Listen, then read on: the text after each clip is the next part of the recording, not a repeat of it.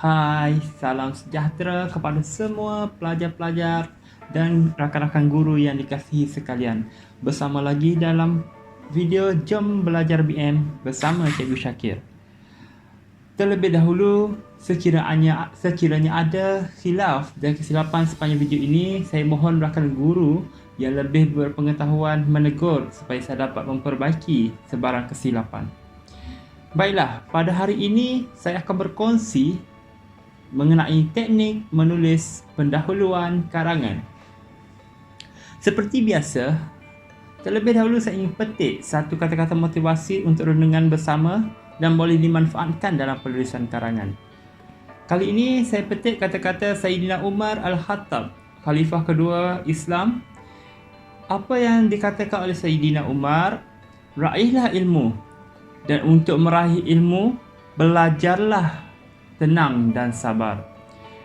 Apa yang cuba disampaikan? Kejarlah ilmu, carilah ilmu, dapatkanlah ilmu.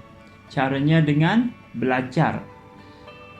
Belajar dengan sabar dan tenang. Memang susah, memang sukar untuk menuntut ilmu, mendapatkan ilmu. Ujian dan cubaan itu sangat banyak, terutamanya perasaan bosan. Tapi lawanlah untuk mendapatkan ilmu yang sangat-sangat berharga itu. Okey. Jangan tidur, jangan main-main, berikan tumpuan ketika guru sedang mengajar. Baiklah. Kita teruskan dengan slide selanjutnya. Apakah ciri-ciri pendahuluan yang menarik? Baiklah, yang pertama, ditulis dalam satu perenggan. Jangan buat pendahuluan dua perenggan. Ditulis dalam satu perenggan pendahuluan, iaitu perenggan yang pertama. Tak ada orang letak pendahuluan di tengah-tengah ataupun di perenggan yang terakhir. Okey, di perenggan pertama dan ditulis dalam satu perenggan. Kedua, tidak mengandungi isi karangan. Jangan letakkan sebarang isi, sama ada di pendahuluan ataupun penutup. Jangan. Ketiga, haruslah tepat dengan tema dan kehendak soalan yang ditanya, yang dikemukakan.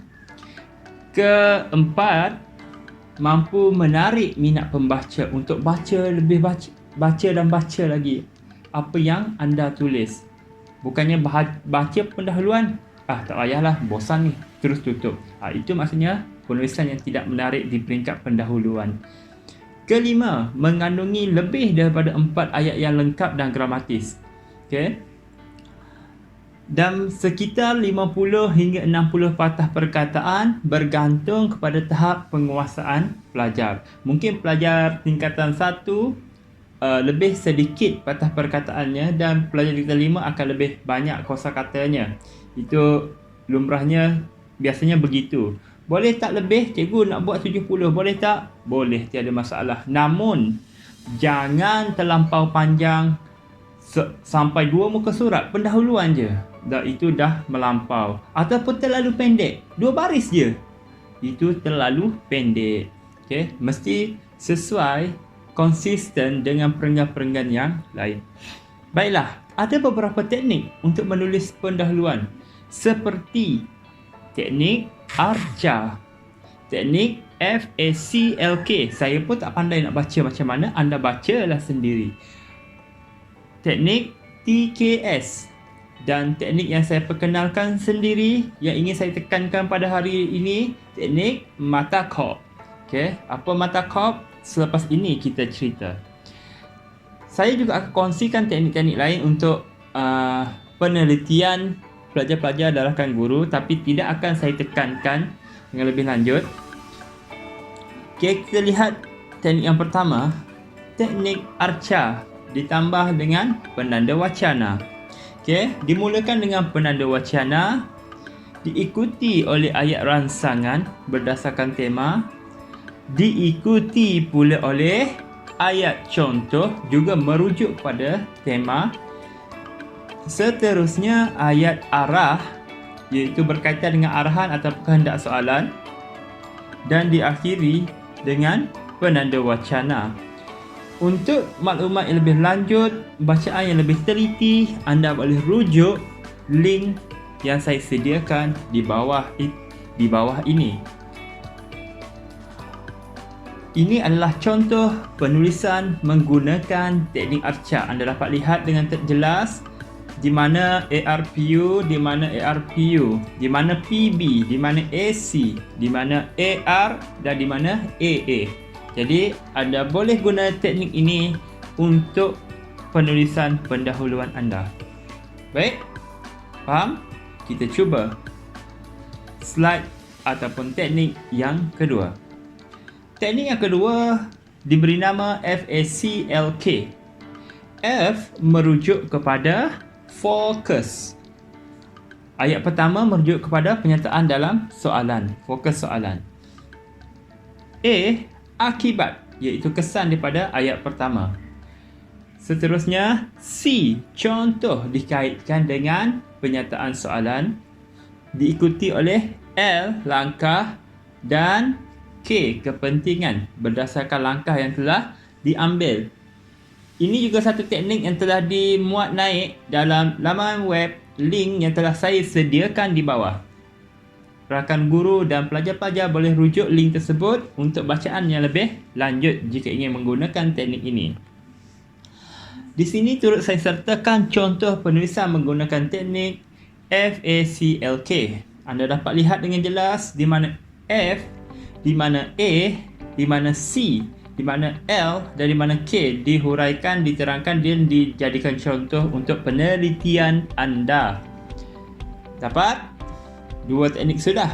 Kita lihat teknik yang ketiga. Teknik ketiga ini special, istimewa kerana diperkenalkan oleh seorang guru yang saya hormati, iaitu Cikgu Tan, seorang guru yang berpengalaman luas dalam bidang bahasa Melayu, banyak mengeluarkan buku-buku. Dan ada link di bawah, laman web di bawah untuk anda baca sendiri jika ingin tahu dengan lebih lanjut. Teknik TKS bermakna T merujuk kepada tema, iaitu tajuk utama ataupun tunjang penulisan. K merujuk kepada kelompok, kumpulan sasaran dalam soalan yang dikemukakan. S pula merujuk kepada soalan, iaitu kata kunci khusus dalam setiap soalan. Okay. Saya turut sertakan contoh. Jom kita lihat. Ini adalah contoh soalan yang dikemukakan dan bagaimana Cikgu Tan menggunakan teknik TKS. Okay. Zaman remaja merupakan tempoh yang sangat berharga dan perlu diisi dengan sebaik mungkin. Zaman remaja hanya datang sekali dalam seumur hidup. Jadi temanya adalah zaman remaja. Kelompoknya siapa? Remaja lah. Huraikan kegiatan-kegiatan bermanfaat yang perlu anda lakukan untuk mengisi zaman remaja tersebut. Jadi soalannya berkaitan dengan kegiatan-kegiatan bermanfaat untuk mengisi zaman remaja. Baiklah, anda boleh gunakan teknik ini untuk menulis pendahuluan. Saya ingin teruskan. Boleh? Saya ingin teruskan kepada teknik mata kod. Teknik ini telah saya perkenalkan pada tahun 2019. Okay. Dan anda boleh aplikasikan teknik ini jika rasa sesuai dengan anda. Jika tidak, anda boleh aplikasikan teknik-teknik yang lain. Okay. Ma merujuk kepada latar masa.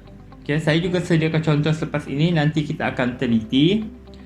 Ma merujuk kepada latar masa, contohnya dewasa kini, pada era globalisasi ini, dalam meniti arus dunia tanpa sempadan pada hari ini. Semua merujuk kepada latar masa.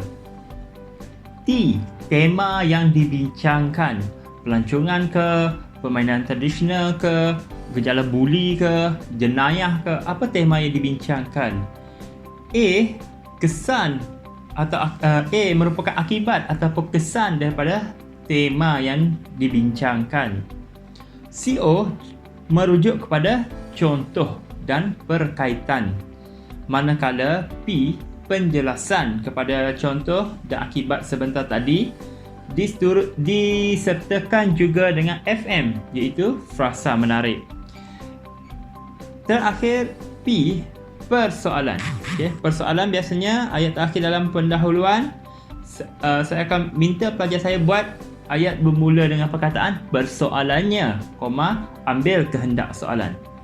Jadi, jom kita teliti contoh yang telah saya sediakan. Begini pula. Ini adalah contoh penulisan teknik mata kop. Okey. Dalam meniti arus kemodenan pada hari ini, itu adalah iaitu masa. Amalan gaya hidup sihat sangat penting dipraktikkan oleh setiap lapisan masyarakat di negara kita. Itu T, gaya hidup sihat, tema. Hal ini dikatakan demikian kerana amalan gaya hidup sihat kian diabaikan sehingga menimbulkan heterogen impak negatif. Kesan akibat. Heterogen bermaksud pelbagai. Misalnya, ramai dalam kalangan masyarakat pada hari ini berulang-alik ke hospital untuk merawat pelbagai penyakit kronik seperti sakit jantung, kencing manis, darah tinggi dan angin ahmad. Itu contoh. Apa bukti itu contoh? Misalnya. Misalnya itu merujuk kepada contoh. Hal ini berlaku kerana sikap gilakan kerja sehingga tidak cakna dengan kesihatan diri melalui amalan gaya hidup sihat. Akhirnya, apabila nasi sudah menjadi bubur, sesal tidak berguna lagi. Itu merupakan penjelasan P. Persoalannya, inilah yang saya cuba bagi tahu tadi. Akhiri ayat dengan persoalannya. Apakah langkah-langkah yang berkesan untuk memupuk kesedaran mengenai amalan gaya hidup sihat? Tanda soal jangan lupa. Itu adalah P, persoalan. Selepas itu, ajak pembaca untuk teruskan pembacaan. Ayuh kita bincangkan dengan lebih terperinci. Jadi, anda boleh gunakan teknik ini, anda boleh gunakan FACLK, anda boleh gunakan TKS, anda boleh gunakan ARCA. Terpulang kepada anda yang mana anda selesa. Baik, kenapa anda kena pilih salah satu teknik? Ataupun mungkin anda boleh reka cikgu anda ada idea lain? Boleh aplikasikan kerana penulisan pendahuluan sangat penting. Pertama, untuk menarik minat pemeriksa dan pembaca membaca dengan lebih lanjut. Kedua, mempengaruhi pemberian markah kerana markah dinilai secara holistik, menyeluruh daripada pendahuluan sampai penutup. Jadi bila anda menulis pendahuluan yang tidak baik, secara awalnya impression ataupun tanggapan awal adalah kurang memuaskan. Ketiga, menunjukkan kematangan penulis. Bila anda menulis pendahuluan dengan menarik, pembaca atau pemeriksa akan dapat menilai bahawa anda seorang yang relevan dalam menulis. Tapi pastikan penulisan anda kemas dan teratur. Cikgu ada sediakan soalan untuk anda cuba gunakan salah satu daripada teknik yang telah cikgu beritahu atau boleh gunakan keempat-empat teknik. Okey.